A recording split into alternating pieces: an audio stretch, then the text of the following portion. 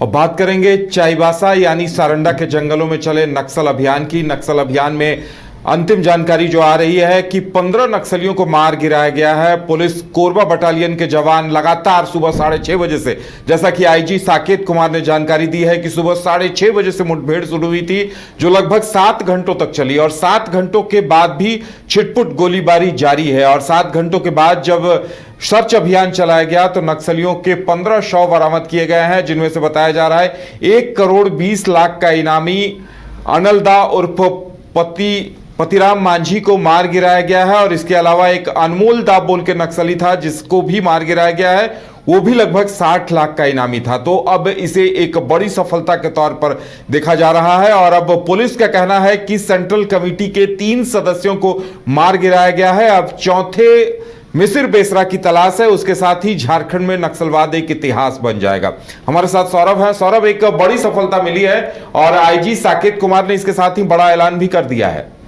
जी बिल्कुल, देखिए झारखंड के पश्चिमी सिंहभूम यानी कि चाईबासा जिले के सारंडा जंगल में आज सुबह से ही सुरक्षा बलों और माओवादियों के बीच मुठभेड़ देखा गया। और सुरक्षा बलों ने जवाबी कार्रवाई करते हुए जब अंधाधुंध फायरिंग जब माओवादियों की ओर से किए गए तो जवाबी कार्रवाई में बड़ी सफलता हाथ मिली है। चाहे सीआरपीएफ की बात कर लें या तो फिर राज्य पुलिस की बात कर लें, झारखंड जगुआर की बात कर लें, इन तमाम पुलिस की टीम ने संयुक्त अभियान चलाकर 15 नक्सलियों को मार गिराया। और इसमें सबसे बड़ा जो नक्सली है पतिराम मांझी, जो कि करोड़ों का इनामी अलग अलग राज्यों में उनके ऊपर इनाम घोषित किया गया था, उसे भी सुरक्षा बलों ने मार गिराया है। तो यही है कि जिस प्रकार से राज्य सरकार पूरे तरीके से नक्सल उन्मूलन को लेकर प्रतिबद्ध दिख रही है। और खासकर सारंडा का वो जंगल है जहां पर अभी बताया जा रहा है कि फिलहाल कई कैंप वहां है, उसे भी बहुत जल्द नष्ट किया जाएगा। उन तमाम माओवादियों को भी मार गिराया जाएगा यदि वो आत्मसमर्पण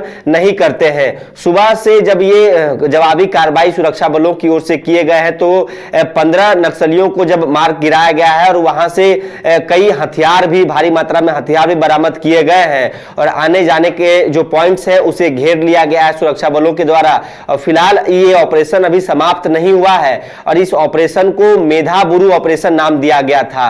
एक कोड तय किए गए थे कि इस ऑपरेशन को मेधाबुरु ऑपरेशन के नाम से जाना जाएगा।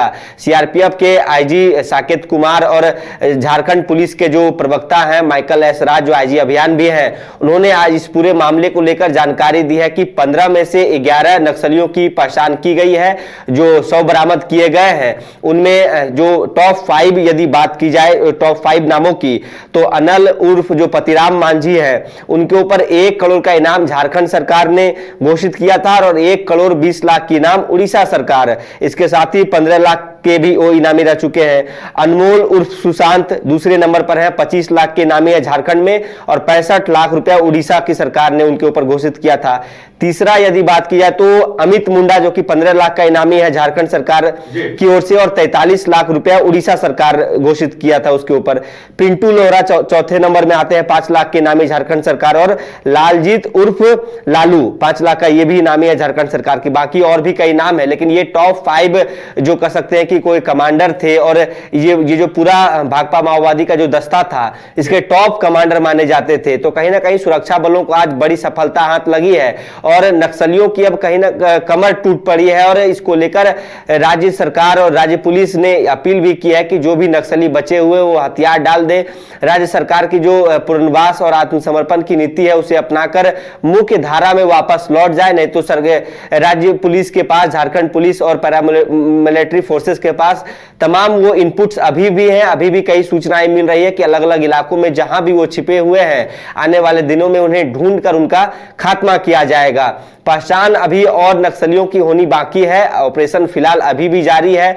सारंडा के जंगलों में उन तमाम नक्सलियों का जो कैंप है और नक्सलियों को सुरक्षा बलों ने सुबह से ही घेर रखा है। और इन 15 जब नक्सलियों को मार गिराया गया है तो अब कहीं ना कहीं झारखंड भी नक्सल मुक्त होता दिख रहा है। बस सारंडा का वो इलाका बचा हुआ है जिसे पूरे तरीके से नक्सल मुक्त करना बाकी रह गया। जी बिल्कुल सौरभ, जो तस्वीरें वहां से आई हैं, देखिए पुलिस के जवान मुस्तैद थे और अभी आईजी साकेत कुमार बता रहे थे कि 7 घंटों के बाद भी गोलीबारी चल रही है, यानी कुछ नक्सली अभी भी बचे हुए हैं। और देखिए कुछ ऐसी तस्वीरें आई हैं जो हम अपने दर्शकों को दिखा नहीं सकते हैं। और जैसा कि आईजी साकेत कुमार ने बताया है कि हो सकता है सुबह तक कुछ और नक्सलियों के शव बरामद हो जाए।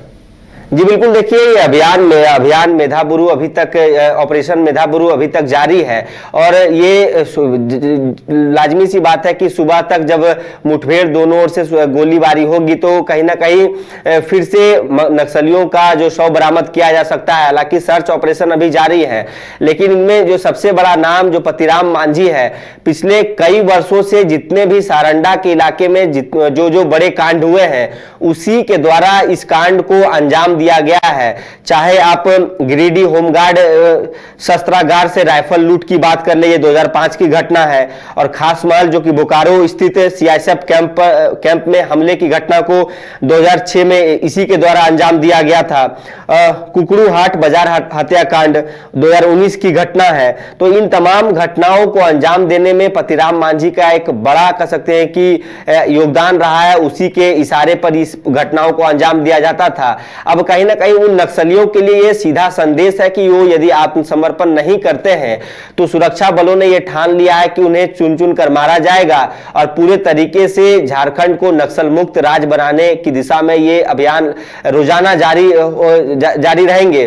और जिस प्रकार से केंद्रीय गृह मंत्रालय ने भी ये बातें कही है कि 31 मार्च 2026 तक देश को लाल आतंक से मुक्त कर दिया जाएगा, उसी के दिशा में चाहे आप झारखंड की बात कर ले, उड़ीसा की बात कर ले, छत्तीसगढ़ की बात कर ले, बिहार की बात कर ले, इन तमाम राज्यों में लगातार इसी प्रकार के अभियान चलाए जा रहे हैं। और एक सीधा संदेश है नक्सलियों को या तो आत्मसमर्पण करें या फिर सुरक्षा बल का जो उनका गोली है वो खाने के लिए तैयार रहें। जी चलिए, अब देखने वाली बात यह होगी कि एक दिन बाद जब पौ फटेगी और जब एक बार फिर वहां सर्च अभियान चलेगा तो वहां से और नक्सलियों को लेकर क्या कुछ बरामद होता है, क्योंकि आईजी का कहना है कि कुछ और नक्सली मारे गए हैं जिनके शव सुबह बरामद हो सकते हैं। तो ये देर तक ये मुठभेड़ चलती रही है और उन्होंने साफ ऐलान कर दिया है कि 4 सेंट्रल कमेटी मेंबर में से 3 को पुलिस अब तक मार गिरा चुकी है। अब चौथे मिसिर बेसरा की बारी है, जिसे लेकर उन्होंने चेतावनी दी है कि सरेंडर करें या फिर अंजाम भुगतने को तैयार रहें।